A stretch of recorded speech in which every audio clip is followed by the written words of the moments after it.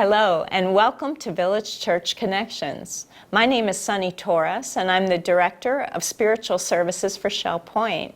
And welcome to November. I love the autumn season, and I especially love Thanksgiving.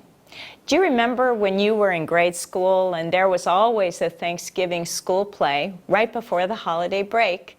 You would either be chosen to play a pilgrim or an Indian, or maybe you were the turkey. Thanksgiving was a really big deal with all the decorations hung up in advance everywhere around the school. I think it was all part of an underlying scheme to immerse us children in the gratitude that was demonstrated in this historical event.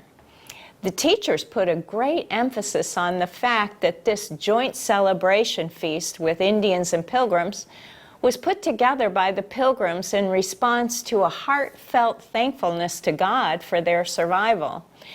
This small band made up of mostly women and children was the remnant left over from the original group who had been ravaged by disease and starvation the winter before.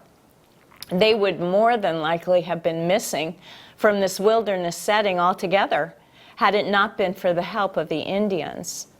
These praying, believing people believed that their Indian friends were a godsend and acknowledged the goodness of God in providing those so streetwise in a foreign, harsh environment. These folks were not farmers or familiar with rough country living. Thus, the feast came about as a demonstration of affection for their rescuers and an open display of love and thanks to the God who was and still is the source of anything good in this world. You know, lately I've discovered Thanksgiving is not such a big deal. The Thanksgiving story has been dissected and discredited over the years, and the God part of the story removed.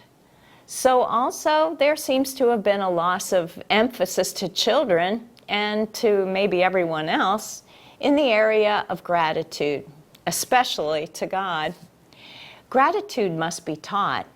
I know that you, as most parents did, spend a lot of time trying to train your children to say thank you when they receive a gift, because it's just not automatically there without some drilling and practice. My husband tells me his childhood story of visiting an aunt who produced a homemade chocolate cake for him and all his brothers. And after he devoured his piece, his mother prompted him with a, "Now what do you say to your aunt?" And his response, "Can I have another piece?" Well, not exactly what she'd hoped for, but that's just the stuff we're made of.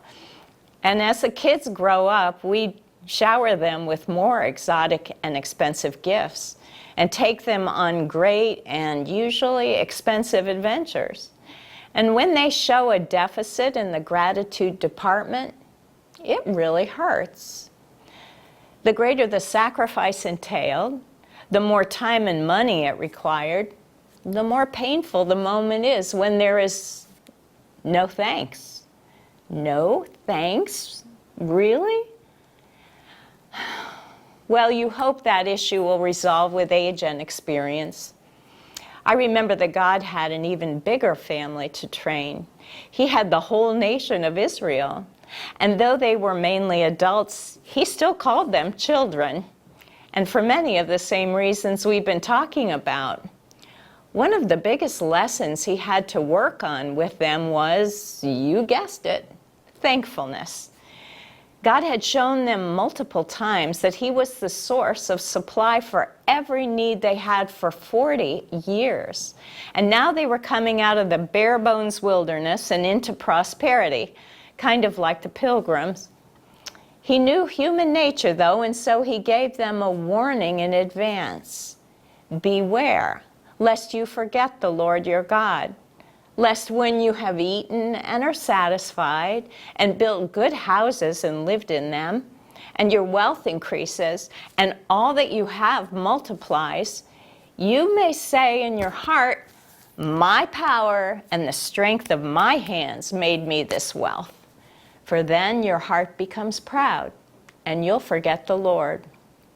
He basically ends his warning with this thought: Whether you're living on just the bare minimum or have an abundance of stuff, God's trying to tell us, I am the one giving you the power to get what you've got.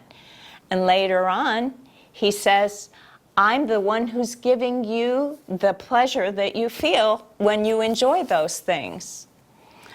Well, nowadays, we as children, well trained by our parents, have grown into adulthood where we've spent our days, weeks, and years working for a living.